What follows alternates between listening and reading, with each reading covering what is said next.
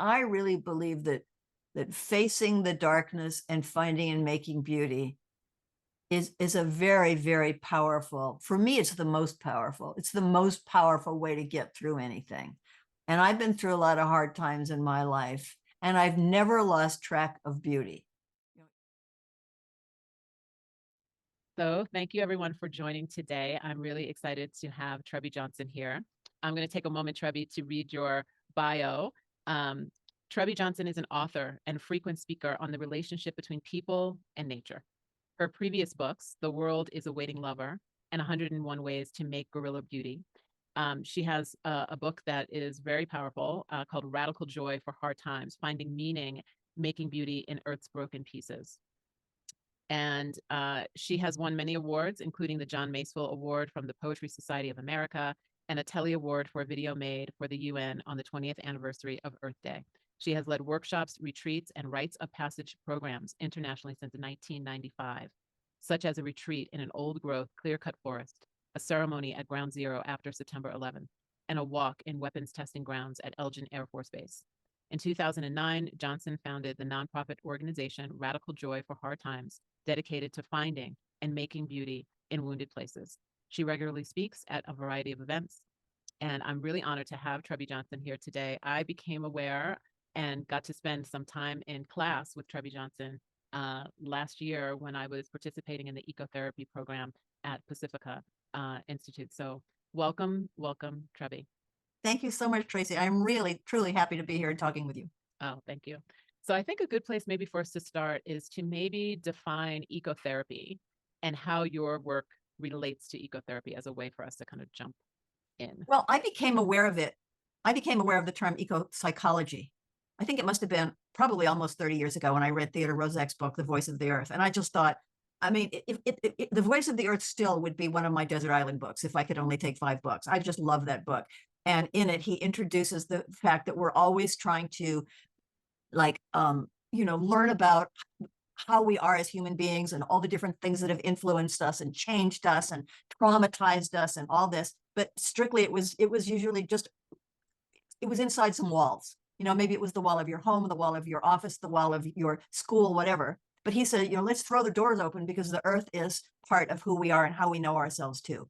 And so that was the start of one of the most incredible programs. And so when I was, in essence, what it is how are human beings affected by the earth, and how does being in greater touch with the earth change us, enlighten us, inform us, heal us? And in an article I wrote for Ecology Today, and I don't consider myself an eco-psychologist or an ecotherapist because I'm not a therapist, but in an essay that I wrote for Ecopsychology magazine, I said, ecotherapy is only effective if we also recognize that not only does the earth help us, but we have to help the earth. Not only are we getting insight and enlightenment from the places where we live and that we love, but we need to give some back again. And that's really where ecopsychology needs to go.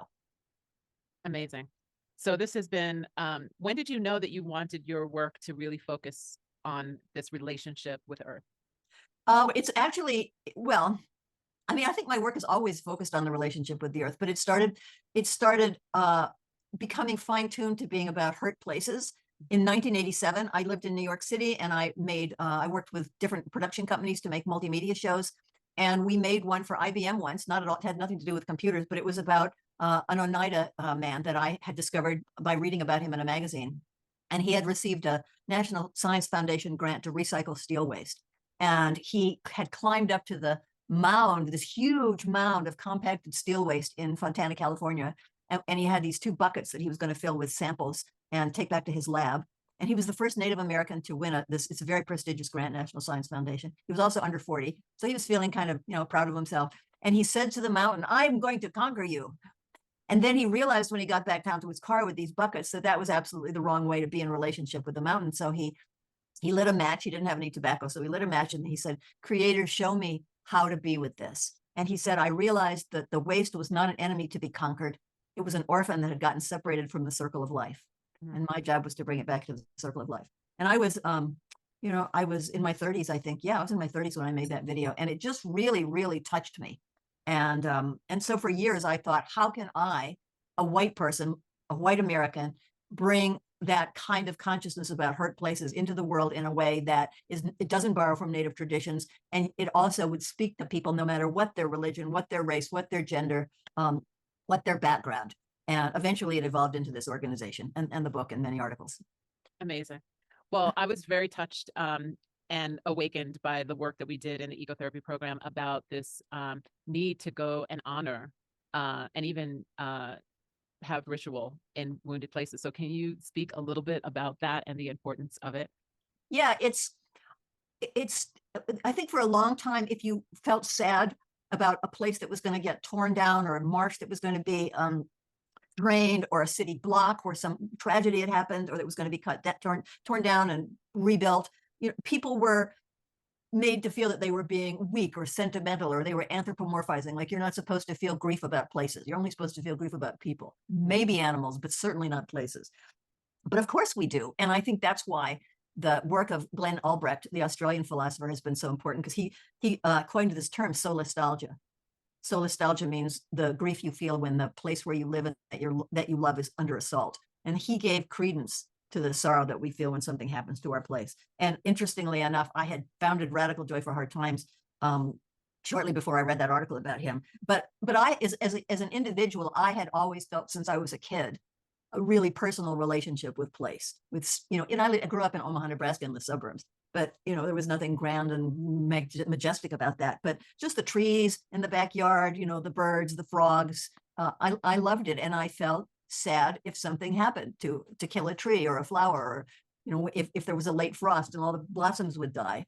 So I created Radical Joy for Hard Times in order to honor that sense of sadness, and to say we don't have to ignore the hurt places, because that's often what happens. You feel sad that something's happened to your place. It's like the place has abandoned you, so you abandon it. But what I'm saying with Radical Joy for Hard Times, it doesn't have to be like that. You can actually go back. And people often think they don't want to go back because they think they're going to be even sadder than they were in the beginning. But it doesn't usually happen that way. Of course, there's sadness, but then you get to know the place as it is now. And it's really kind of a magical connection that happens. It's as if something about the place, no matter what it is, it sort of starts coming alive again. And people so often write to us and say they fell in love with a place they didn't even think they wanted to go to. So it's a really simple process. You go to the place, you go in person, share stories with what the place means to you, or if you're alone, you just contemplate that on your own. Get to know the place as it is now. Allow yourself to be surprised. Share the stories of what happened, and then at the end, you make a gift for the place, just out of the materials the place itself offers. And that's really where that's where the sense of joy will often come, that you are actually empowered. You're not helpless. You can give back to a place that gave a lot to you. And you have also leaped into something that you thought was going to be fearful and depressing, and found that it wasn't so. I can really resonate with that. And I did during the course, because I remembered when the Woolsey fire happened in California, and it was very close to my house. It was like, not too far from the breaking point of the mountain range. If it had gone over the mountain, it would have come into Topanga, where I was living at the time. And I remember being very hesitant to want to go and see what was charred and what was burned in Malibu. And there was something in me that's, always says we can't look away. Like, we can't look away from injustice. We can't look away from war. We have to look. And I was like, okay, we have to drive over there and we have to look at what's happening. And it was also very interesting then to see, because we also had a lot of rain that year. And driving back every few times, I would start to see the fireweed growing and the blossoms. And it's like, oh, this place is not the same as it was before, but it's being reborn in a different way. And I can fall in love with it in a different way. So I'm really feeling into what you're saying. Can you talk a little bit more about the gift? Because that was something that we did in the course, is that some of us made gifts or mandalas or things on the land that we left behind and kind of took pictures of. And it was so beautiful. Oh, I'd love to know more about that. I didn't know about that. Yeah, it's there are a lot of different elements to it. Part of it is that sense of wanting to let people know that you are empowered to change the way a place is. And as you said in the beginning, it's not about activism, although it could be. It could be combined with that. It's not about protesting, although it could be combined to that. It's just about reconnecting. And when we were creating this ceremony, we wanted it to be very simple, like I said, so that it could be easily adapted to any kind of community.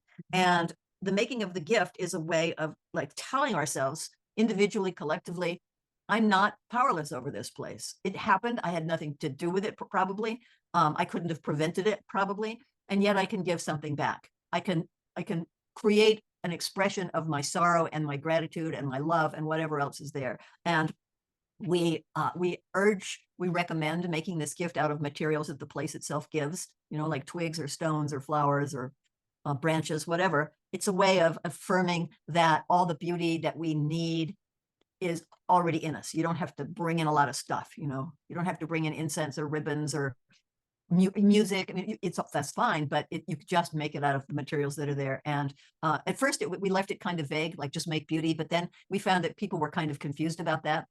So we suggested that they make a bird if they couldn't think of anything else to make, because birds are everywhere, and birds sing even after tornadoes or bombardments. The birds are singing in the morning, and birds fly. They transcend. So for the Global Earth Exchange, which we're going to talk about later, our big yearly event, people usually make birds, and they're just wonderful. Most of the time they don't have anything in common with real birds, but they're just beautiful. And there's something about everybody in the group making this thing together, knowing that when the group leaves, the wind will come, the sun will come, the rain will come, maybe traffic, maybe animals, maybe other people, and it'll be changed, it'll be scattered. So it's not about being famous or creating something gorgeous. It is simply about taking the elements of that hurt place and transforming them and making them beautiful, and in a way saying to this place, like, I'm still here, I can still offer you something.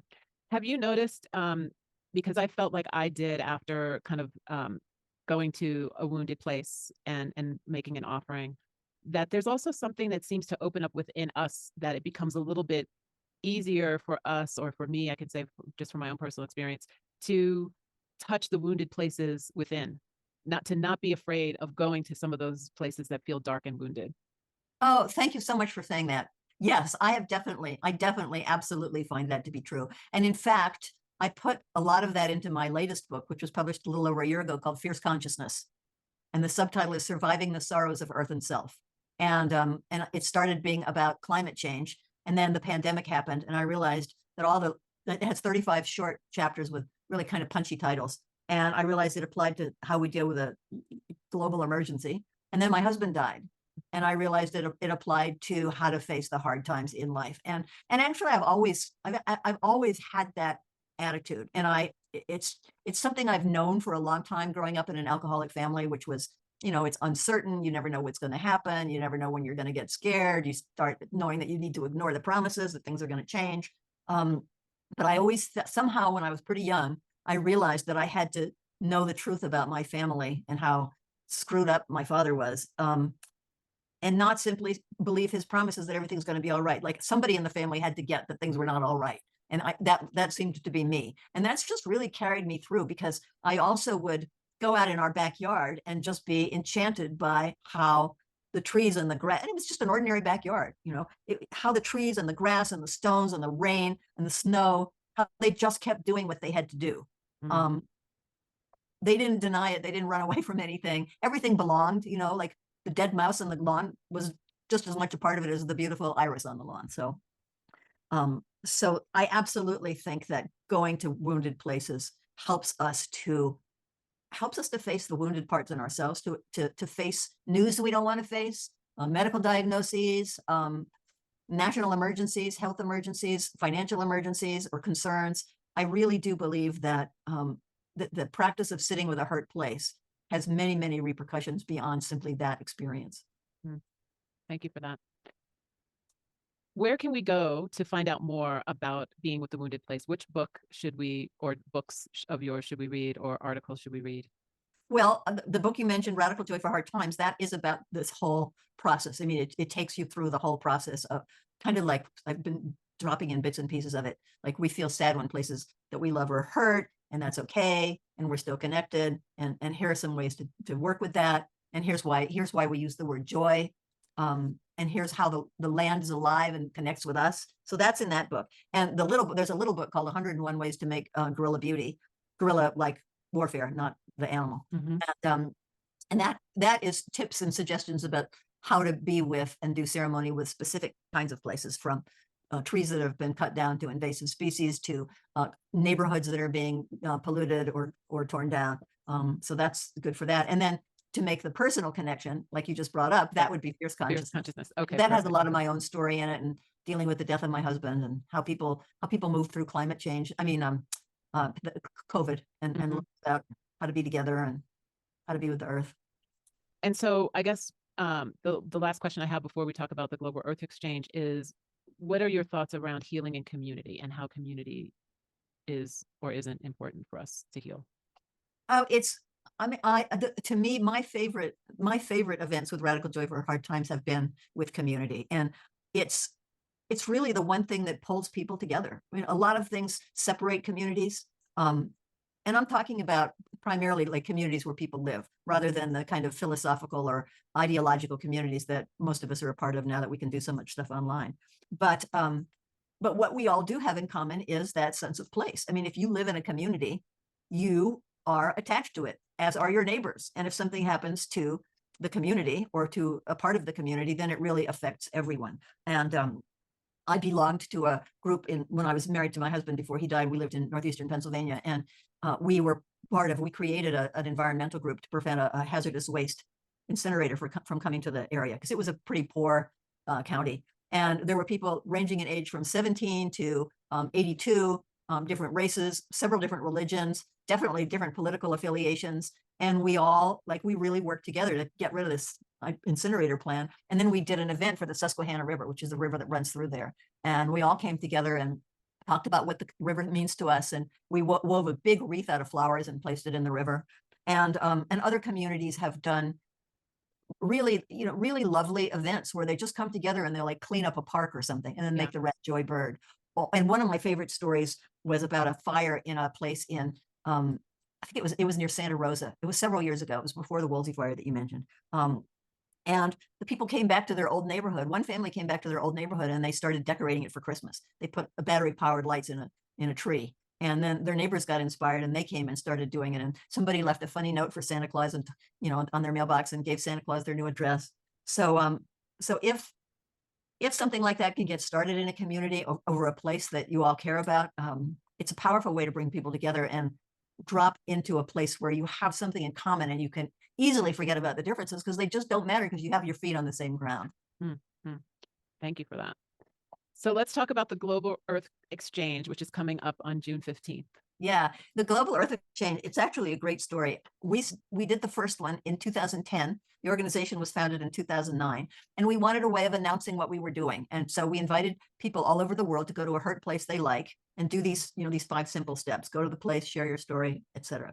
And people on all 7 continents participated that year. It wasn't like there were thousands, but there were over 100 different groups. Mm-hmm. And we just thought this has to be an annual event. And so it's been happening every year around the time of the summer solstice. And this year will be the 15th one. And people go to hurt places near them. And it's very varied, the kinds of places people go to. I mean, people have gone to, there have been scientists in Antarctica who have done, who simply commemorated a glacier that's moving farther and farther away from their office. And they don't do ceremony like maybe Pacifica graduate students or I would, but they honor their glacier. Farmers in Bali have done it for a clove forest that's being damaged by constant rains because there's no rainy season in Bali anymore. It's just always raining. They've happened at super fun sites in people's backyard. There was a woman in Ireland who did one for all the tears that her clients shed. She's a therapist, and she made a red joy bird out of tissues from her wastebasket from her clients' tears. That was lovely. And so it's really varied and it's very individual, the kinds of places people pick to do or pick them. And we have a simple form called a share your story form on the website, and people fill it out and submit a story. And it can be a story of a few lines, or sometimes people write pages and a few photographs, and then a map comes up, and all the stories from all the past Global Earth Exchanges are on the radicaljoy.org website under the section stories. And we also made a book a couple of years ago called You've Made the Earth More Beautiful. And the title came from a man in Japan who did a Global Earth Exchange for a community called Tohoku, I believe. It was really badly damaged in the tsunami of 2011, and there were a lot of children killed who were in a school.